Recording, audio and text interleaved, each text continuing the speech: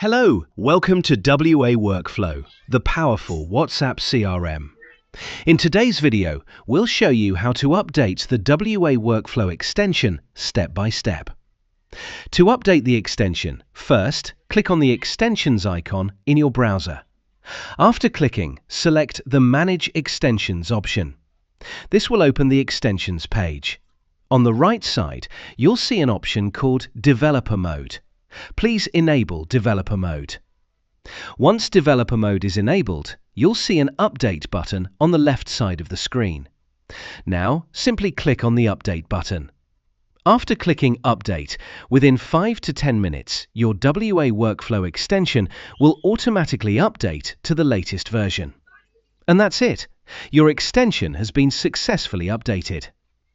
If you found this video helpful, don't forget to like, share, and subscribe.